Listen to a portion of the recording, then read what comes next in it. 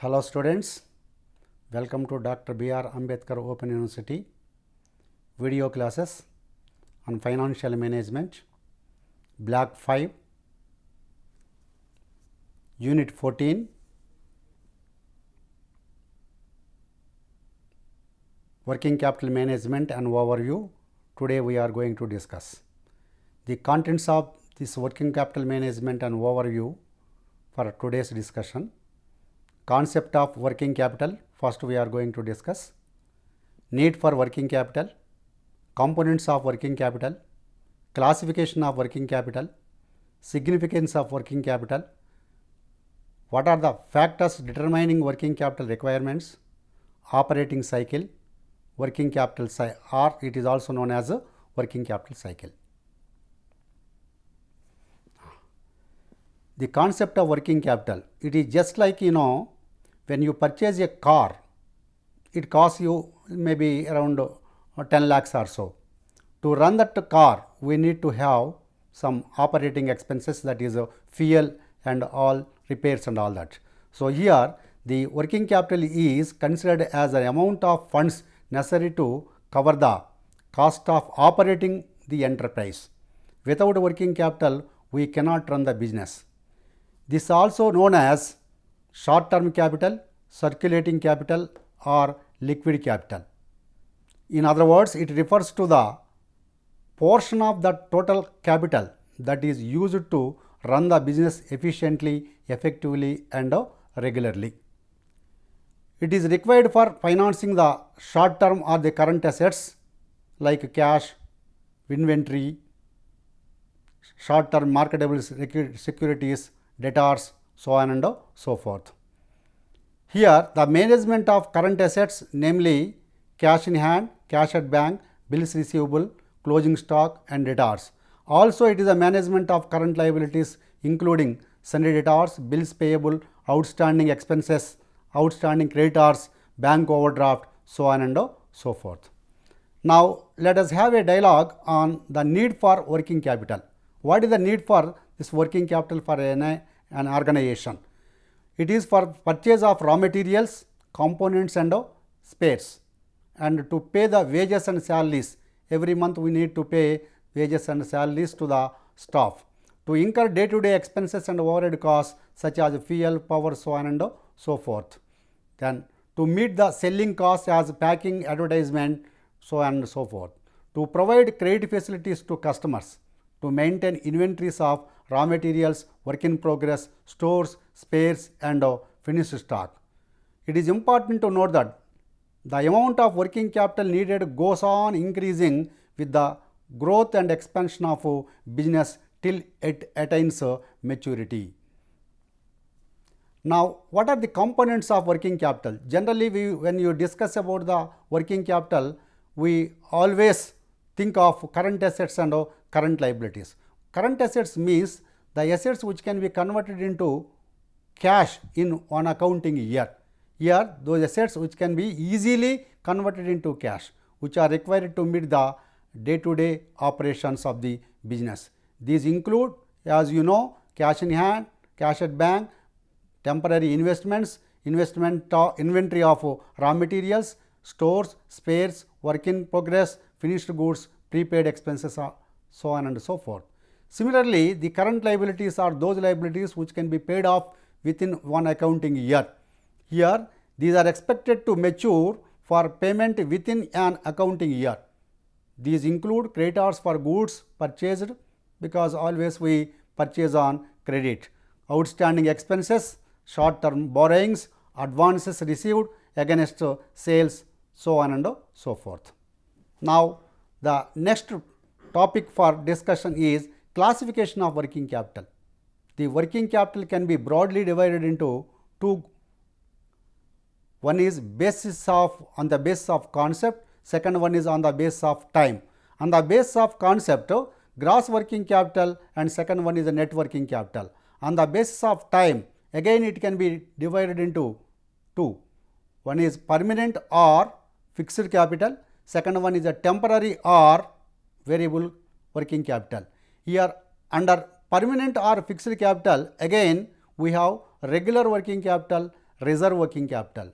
Under temporary or variable working capital, we have seasonal working capital and special working capital. Let us discuss in detail what are these types. On the basis of concept, gross working capital and net working capital. Gross working capital is the capital which we invest in the current assets. It is, in other words, the capital invested in total current assets of the enterprise over a period of time, that is 1 year. Examples of current assets, as you know, again I repeat, cash in hand, bank balances, bills receivable, short term loans, advances, prepaid expenses, accrued income, so on and so forth. Net working capital. In an equation, net working capital can be easily you can understand, that is a current assets minus current liabilities. The difference between current assets and current liabilities is called net working capital. When assets exceed the current liabilities, the working capital is positive and vice versa. These current liabilities, as you know, bills payable, sundry creditors, accrued expenses, bank overdraft, so on and so forth. On the basis of time, if you take, there are two types of working capital here. One is permanent or fixed working capital, second one is variable or temporary working capital. First of all, let us have a dialogue on permanent or fixed working capital. It is the minimum amount which is required for an organization to ensure the effective utilization of fixed facilities and for maintaining the circulation of current assets. These are of two types, as I told you, regular working capital and reserve working capital. Regular working capital is a capital required to ensure circulation of current assets from cash to inventories, from inventories to receivables, and from receivables to cash, and so on. The reserve working capital, it is the excess amount over the requirement for regular working capital which may be provided for contingencies that may arise at unstated periods such as strikes, lockouts, rise in prices, depressions, so on and so forth. The other category is temporary or variable working capital. Here sometimes vertically we need to have some working capital which is required to meet the seasonal demands and some special requirements. Here variable working capital is further classified as seasonal working capital and special working capital. Seasonal working capital to meet the seasonal needs of the enterprise, and special working capital, it is required to meet special needs such as launching of extensive marketing campaigns for conducting research, so on and so forth. The next topic for discussion is significance of working capital. As you are aware, it is an essential component of every business, that is organization, irrespective of its size and scale of operation. Whether it is a small or big, we need to have compulsorily working capital.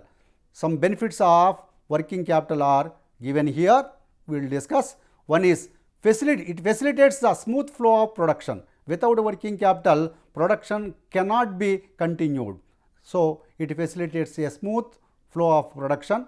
It helps in boosting the liquidity. Liquidity position means here in one current year, in one accounting year, how much whether you are able to meet the expenses or not, or pay off the current liabilities or not. It ensures the optimal use of the fixed assets. Without working capital, for example, to repair the fixed assets or to run the fixed assets properly, that is a machinery and all that, we need to have this working capital. That is why it ensures optimal use of fixed assets. It helps in projecting a positive image of the firm.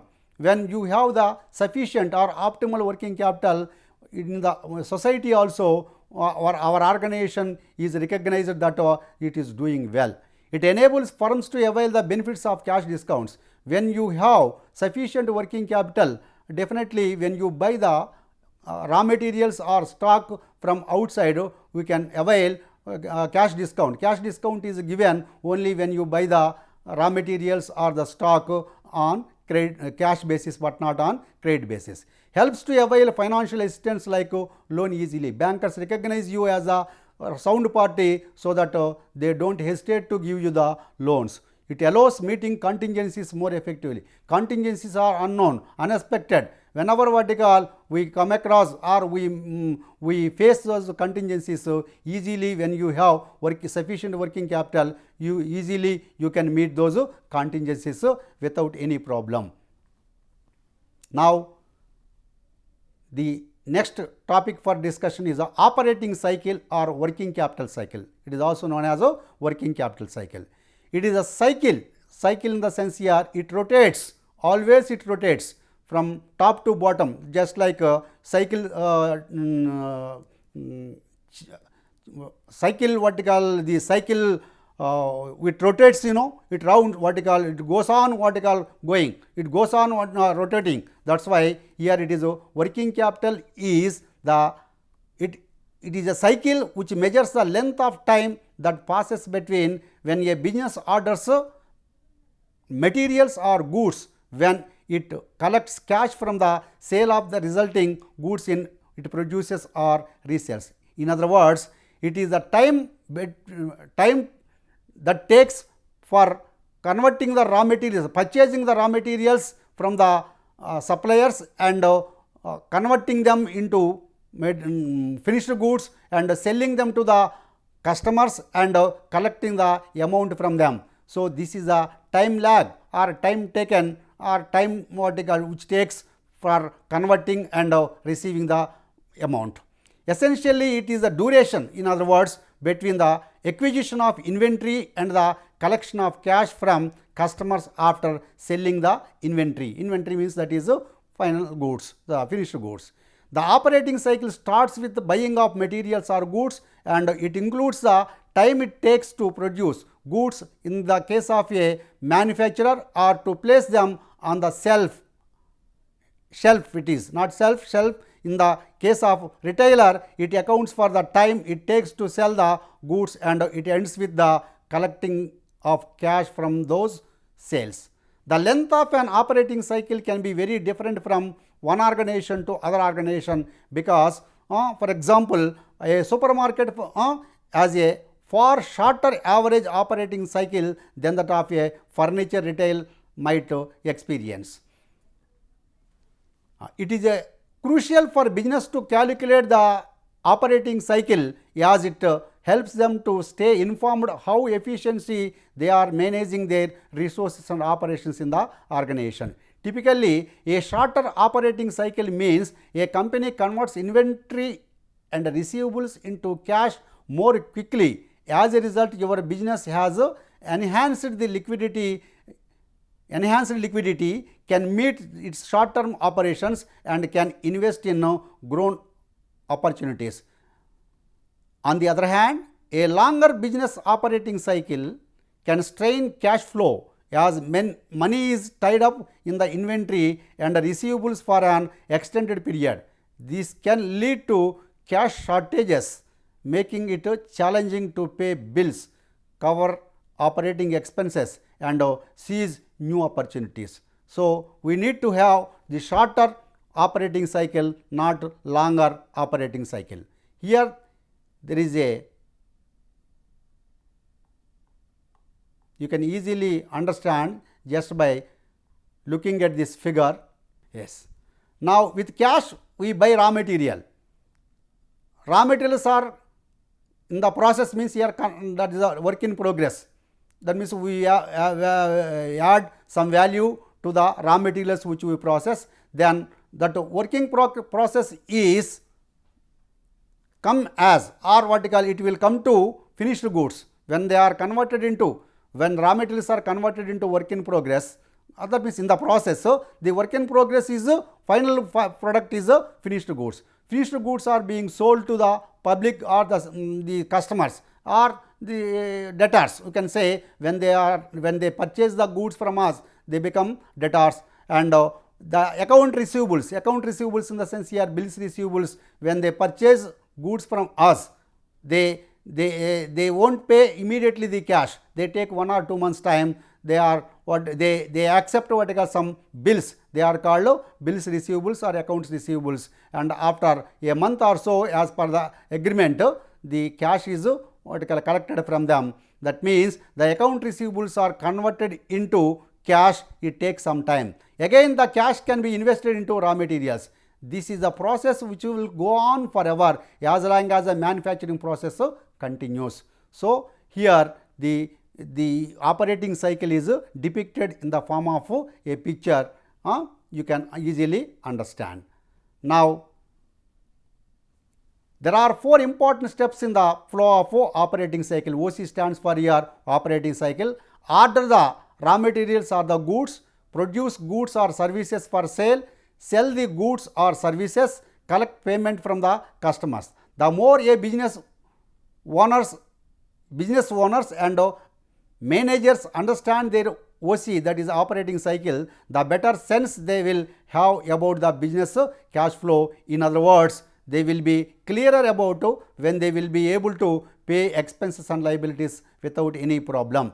The quicker a business can generate cash, that is the indication of shorter OC, that is operating cycle. The faster it can reduce or pay off its debts, pocket profits and reinvest in the business.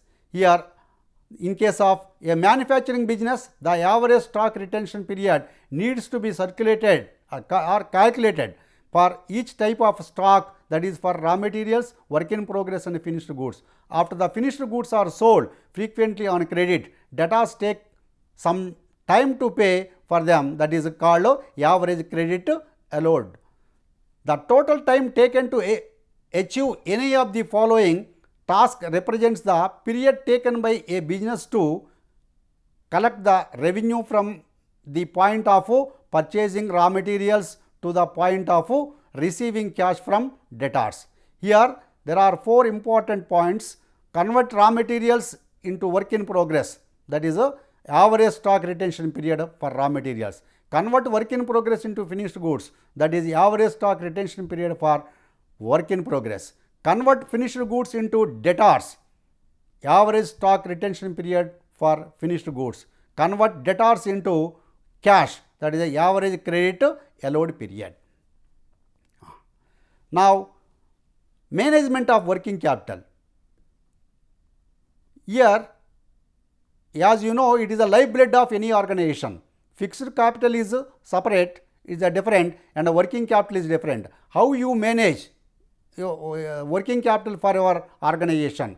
It is concerned with the problems that arise in attempting to manage the current assets and current liabilities and establishing the relationship between these two, that is the interrelationship that exists between them. In other words, it refers to all aspects of administration of current assets and current liabilities.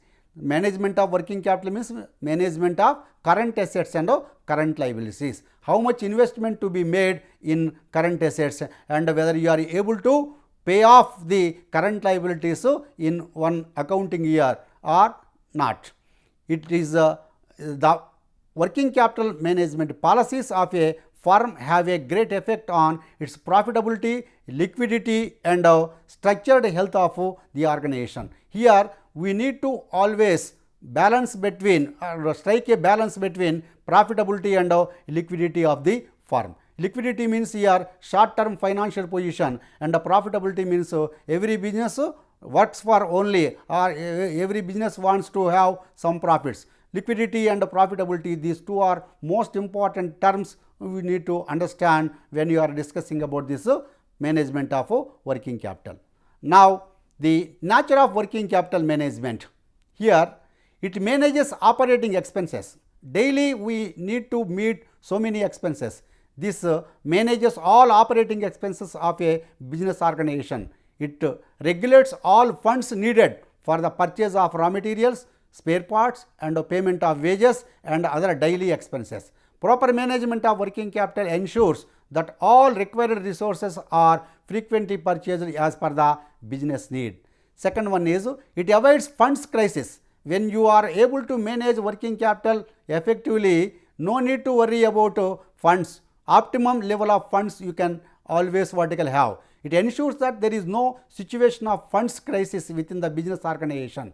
Working capital management focuses on managing on always optimum level of funds only. At every point of time, all business capital is invested into adequate assets, that means in current assets, that enhances the cash management, thereby maintaining a proper liquidity ratio. Here the current ratio and liquidity ratios you need to calculate from time to time. They are very helpful in managing this working capital. Nature of working capital continues. It always keep business moving. Without working capital, we cannot run the business, and our business will be stagnated when you don't have the working capital. It is just like when you don't have petrol in our car, it will not go, it will not run. In the similar manner, any business without working capital, it cannot run. Working capital management plays an efficient role or effective role in keeping the wheel of business always moving. Right amount of cash is always available to meet the day-to-day expenses, leading to uninterrupted continuation of business. It monitors all accounts payable and accounts receivable of business and utilizes all funds in efficient way.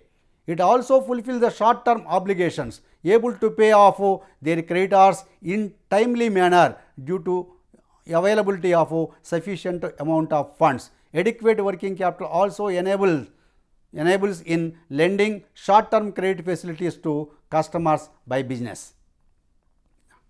It also avails cash discounts, as we have discussed earlier. When you have sufficient working capital, when you are able to manage working capital so effectively and efficiently, you can avail cash discounts when you buy the goods or the inventory at a large scale. It facilitates business growth. Working capital management leads to expansion and growth of business enterprises. It focuses on raising the overall productivity and profitability by ensuring that all business funds are effectively and efficiently utilized. Funds are acquired for business at economic cost and timely developed in efficient set of assets, yielding better returns. There are some principles of working capital management. They are: one is principle of risk variation, second one is principle of cost of capital, third one is principle of equity position, and last one is principle of maturity of payments. Let us start with the principle of risk variation. Risk refers to inability of firm to meet its obligation as and when they become due for payment. Larger investment in current assets with less dependence on short-term borrowings increases liquidity, reduces risk, and thereby decreases opportunity for gain or loss. The second one is the principle of cost of capital. The various sources of rising working capital finance have different cost of capital, that is the cost of raising the capital, and degree of risk involved. Generally, higher the risk, lower the cost, and vice versa. A sound working capital management should always try to achieve proper balance between this risk and cost. The third one is principle of equity positions. This principle is concerned with the planning the total investment in current assets. When you take the total capital, how much amount you need to invest in current assets. That is the principle of equity position. Principle of maturity payment, last one. This principle is concerned with planning the sources of finance for working capital. According to this principle, a firm should make every effort to relate maturities of payment to its flow of internally generated funds. Now, there are three important approaches to working capital management: hedging approach, conservative approach, and third one is aggressive approach. Hedging approach says that the temporary requirement of working capital should be financed by short-term sources of finance. Conservative approach says that working capital requirements to be financed from long-term sources, and aggressive approach says that even a part of permanent requirement may be financed out of short-term funds. These are the three important approaches to study the working capital management. Now, there are some policies of working capital management. These are also three policies. One is aggressive working capital policy. Second one is the moderate working capital policy. Third one is conservative working capital policy. First one, aggressive working capital policy, is highly risky but profitable as it maintains low level of working capital against the high level of sales. The second one is moderate working capital policy. The term itself says that it refers to the system in which firm maintains a moderate level of working capital, not too high, not too low, which moderate level of sales also. The third one is conservative working capital policy. It is the least risky policy, which because in this system firm maintains a higher level of working capital. It is considered better for those concerns which face seasonal variations in sales. From time to time, the seasonal variations means here seasonal business are there. In such cases, we need to adopt this policy, that is conservative working capital policy, wherein we always maintain the sufficient amount of working capital. Then there will not be any problem in meeting the current liabilities. Then there are some components of working capital management. They are liquidity and profitability and investment and financing. Liquidity of funds is of prime importance for smooth running or functioning of business operations.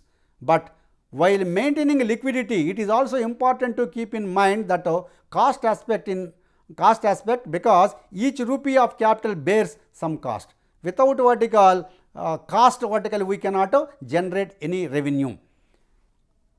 Unnecessary tying up of funds in idle assets may reduce the liquidity position. So that's why we need to have always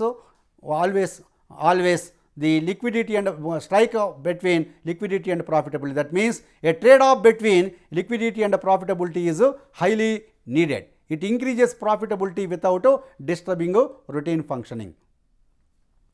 Then the dangers of excessive working capital. Of course, the working capital must be optimum or sufficient. If it is excessive, there is a danger. If it is insufficient also, there is a danger. So dangers of excessive working capital: inefficiency, that means the amount which you have invested in current assets, you are not able to manage or use them properly. So high levels of working capital may indicate that company is not using the assets effectively, leading to lower return on investment, that is ROI. Opportunity cost you lost. But if the funds tied up in excess inventory or receivables could be invested elsewhere for better outcomes or better returns. The cash flow issues, definitely, because the surplus working capital can mask underlying cash flow problems, delaying necessary financial adjustments. Similarly, there are some dangers of inadequate working capital. Liquidity problem, first of all. Insufficient working capital can lead to cash shortages, making it difficult to meet short-term obligations like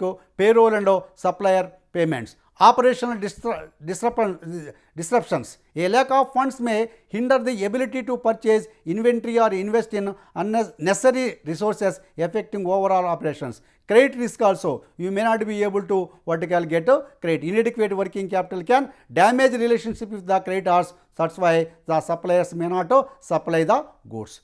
And there are some key takeaways to end up this discussion. Positive working capital shows a company can support ongoing operations and invest in future growth. Negative working capital occurs when current liabilities exceed current assets, suggesting potential liquidity issues. Excessive working capital is not always a good thing. It might indicate that a business has excess inventory. It is not investing its excess cash or is not taking advantage of low-cost debt opportunities. That's why a firm has to maintain an adequate level of working capital to run its operations smoothly and effectively. It should be adequate in the sense that it shall not be more than the requirements, nor it shall be less than the requirements. Both the excessive as well as inadequate working capital positions are dangerous from the firm's point of view. Any questions? Thank you.